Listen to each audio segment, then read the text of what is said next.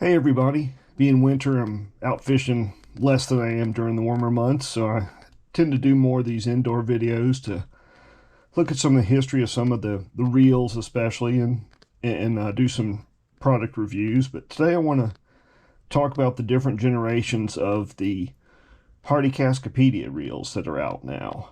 It's part of their Heritage series. They're currently producing the Mark IV version, which is this one right here. And I'll go through what changed from the Mark II to the Mark IV series. The Cascapedia was originally produced in low numbers, like a couple hundred reels in the 1930s.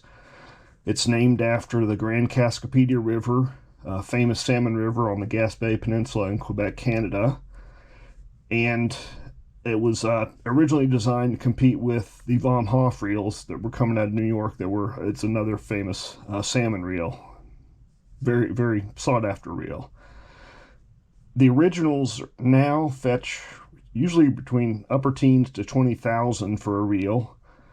And in 91, Hardy came out with a reproduction of that reel called the Brunswick Cascapedia, and those typically fetch about 1700 to 2000 per reel, and they were limited to 500 per reel, and I think they made a couple different sizes. And then in 2005 they came out with the Mark II, which is a little different from the Brunswick. The Brunswick actually had an appearance more like these with the solid spool, whereas the Mark II had porting on both sides of the spool. These reels were originally made in England.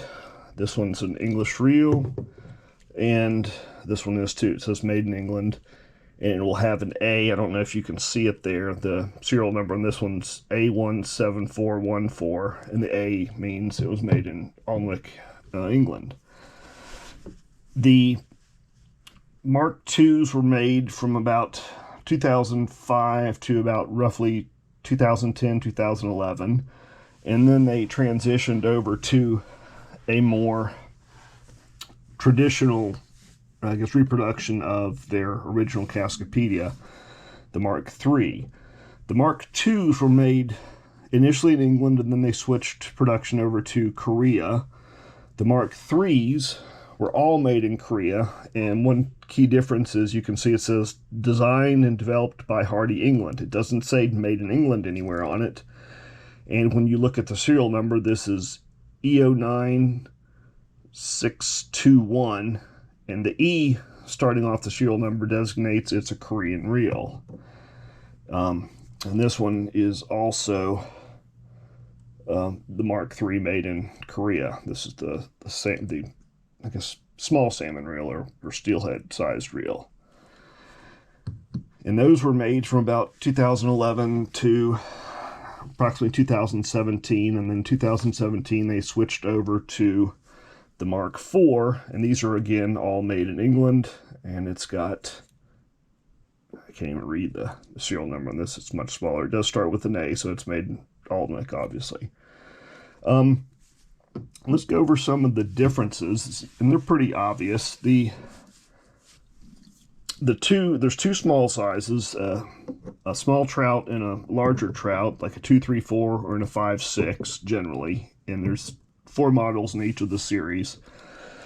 So this is the 5.67 Mark II. It's Click and Paul, as is the 234 or 2.3, depending, I don't know what the different models are for each of the series, but this is a 234 Mark III.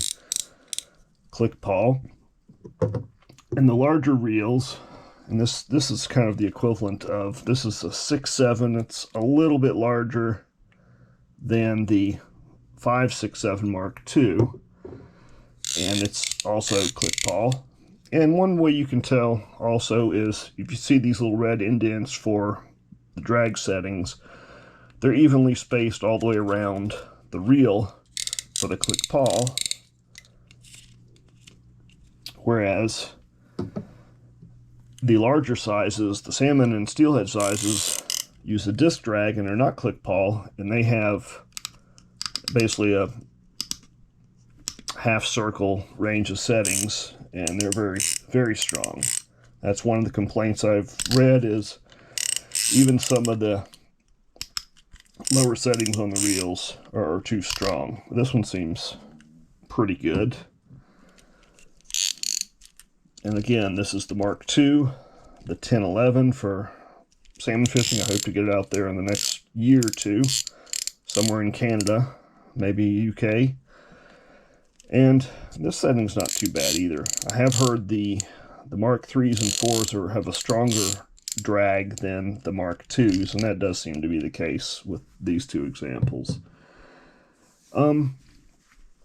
Just talking about general appearance, I think the Mark II and 3s are just a better looking reel. They seem to have gone more cost efficient here. They don't have differences in paint, the contrast like you see here. I don't see that there's drilling in the reel foot like there are on these earlier models. So that's additional weight, not a lot, but some. One of the more interesting things that I really like on the Mark IV that the other two generations don't have is a little emblem that's attached to the front of the reel that has the initial and last name of the reel maker. In this case, the emblem says Reel Maker P. Lundy Hardy. I've looked him up. He's been with Hardy a long time, and I've run across his name on many of the reels I've seen available for sale. So he apparently makes a lot of the reels for Hardy, or at least the Cascapedias. But I just find that a neat little aspect that they added to the Mark IV that the 2s and 3s don't have. But all in all, I think the Mark IV is kind of a step backwards in terms of fit and finish of the reel. It just doesn't look nearly as impressive as having a polished aluminum edge to the reel. And then I always kind of like the holes drilled in the reel foot that the others have. Just something I prefer. But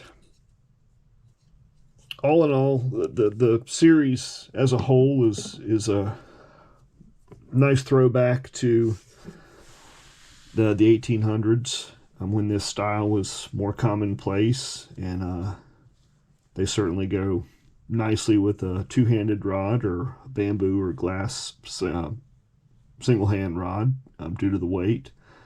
They're not light, so on a small graphite rod you might find that it feels unbalanced, but a longer, heavier rod, these reels will balance nicely.